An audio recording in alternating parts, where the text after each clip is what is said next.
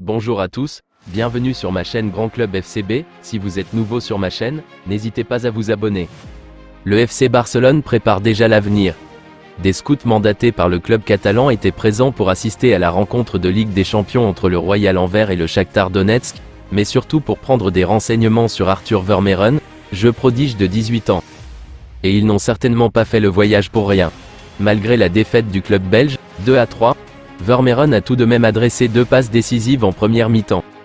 Une prestation qui n'a servi qu'à confirmer tout le bien que pense de lui l'état-major barcelonais, qui souhaitait déjà s'en attacher les services cet été. Mais la somme demandée par Anvers était inatteignable pour les Blaugrana. Cependant, tout le monde au Barça voit en lui un énorme potentiel et sa saison sera évidemment scrutée de très près par les nombreux émissaires catalans. Si sa valeur marchande avoisine actuellement les 17 millions d'euros, celle-ci devrait rapidement augmenter. Et le FC Barcelone devra à n'en point douter lutter pour convaincre le jeune Belge de rejoindre le club.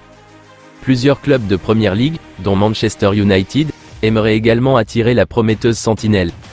Mais selon plusieurs observateurs, dont Marc Overmars, le profil de Vermeeren correspondrait parfaitement au style de jeu barcelonais. Je n'ai aucun doute que Vermeeren pourrait jouer pour le Barça à un niveau élevé. La première fois, ce que j'ai vu m'a rappelé le niveau de Xavi ou d'Iniesta en raison de son type de jeu, a même expliqué l'ancien directeur sportif de l'Ajax Amsterdam. En effet, le Barça souhaiterait l'inscrire dans un projet à long terme et voit en lui le possible successeur de Sergio Busquets. À 17 ans, Gianluca Prestiani, le joueur de Vélez Sarsfield, est déjà comparé à Lionel Messi. L'ailier de poche, 1,66 m, est d'ailleurs surnommé la Pulguita pour ses ressemblances dans le jeu avec l'ancien joueur du FC Barcelone. Le joueur est déjà titulaire avec Vélez, 3 buts cette saison, où il ne devrait pas s'éterniser. Le Barça, Benfica et le Real Madrid sont tous intéressés. Selon Ekrem Konour, le club merengue est même vraiment chaud. Le journaliste turc croit en effet savoir qu'il a supervisé à de nombreuses reprises la pépite argentine, ces derniers temps. Affaire à suivre. Depuis son arrivée à Leipzig, Xavi Simons a disputé 6 matchs de Bundesliga, avec 3 buts inscrits et 4 passes décisives.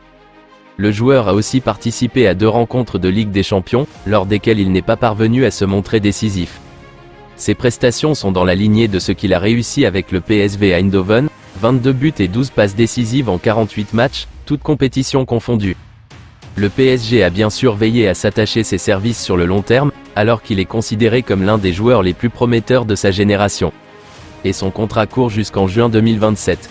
En conséquence, le Barça et Manchester City ont peu de chances d'arriver à leur fin. Le club parisien ne commettra certainement pas 2 fois la même erreur en le laissant partir. Les négociations pour son retour ont en effet été âpres durant le mercato estival. Libre au mois de juin prochain, Marcos Alonso disposerait d'un bon de sortie pour cet hiver. De formation le surveille de près. Peu utilisé cette saison par Xavi, le défenseur Marcos Alonso disposerait d'un bon de sortie en vue du prochain mercato d'hiver. Libre en juin prochain, le joueur de 32 ans disposerait de 2 pistes comme nous le révèle Fichares. Il s'agit de Villarreal et l'Atlético Madrid. L'international espagnol serait estimé à 5 millions d'euros sur le marché des transferts. Aujourd'hui, c'est le club du sous-marin jaune qui serait en avance sur ce dossier puisque des discussions auraient été entamées avec les Blaugrana. Je vous remercie d'avoir regardé ma vidéo, n'hésitez pas à vous abonner pour plus de contenu similaire.